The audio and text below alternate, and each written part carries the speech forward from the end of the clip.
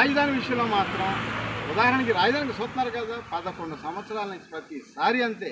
ప్లాట్లు పడేయడం, విధ్వంసం చేయటం, ల్యాండ్ కన్వర్షన్ ఆపటం, పర్మిషన్లు ఆపటం, వాళ్ళకి మాత్రం వస్తాయి తర్వాత.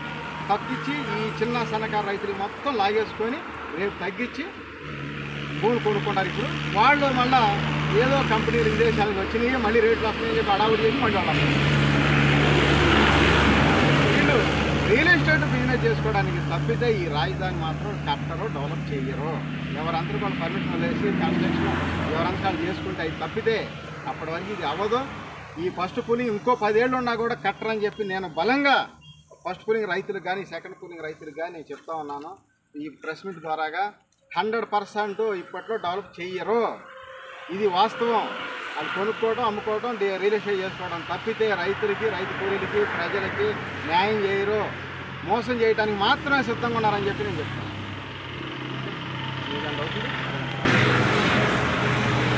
నిరసనాదేశకి సంబంధించి మీ డిమాండ్స్ ఏంటి?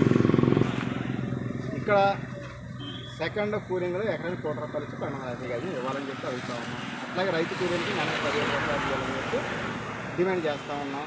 ఫస్ట్ పూలింగ్ కూడా ఇమ్మీడియట్గా డెవలప్ చేసి అప్పచెప్పాల్సిన బాధ్యత ఉంది. ఎందుకంటే 2 సంవత్సరాలు అయ్యేపోతుంది, ఇంకా 3 ఏళ్ళు అంటున్నారు. 3 ఏళ్ళ చివరిలో 6 నెలలు ఏముండదు. మళ్ళీ మధ్యలో ఈ 2-3 సంవత్సరాలు కూడా సగం వర్షాకాలాలు పోతాయి. అంటే ఇంకొక సంవత్సరంన్నర మాత్రమే అవకాశాలు ఉంటాయి డెవలప్మెంట్ చేయడానికి.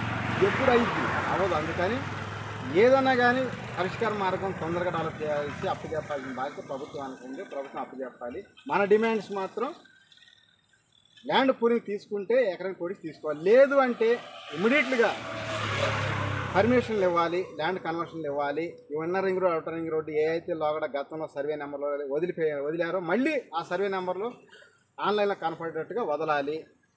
ఇక్కడ రైతులను మాత్రం భయభ్రాంతులకు గురి చేసి ఊరికేదో లాగేసుకుందామని వాళ్ళు అనుకుంటున్నారు. అది సాధ్యపడే పని మాత్రం కాదు అని చెప్పి నేను డిమాండ్ చేస్తాను.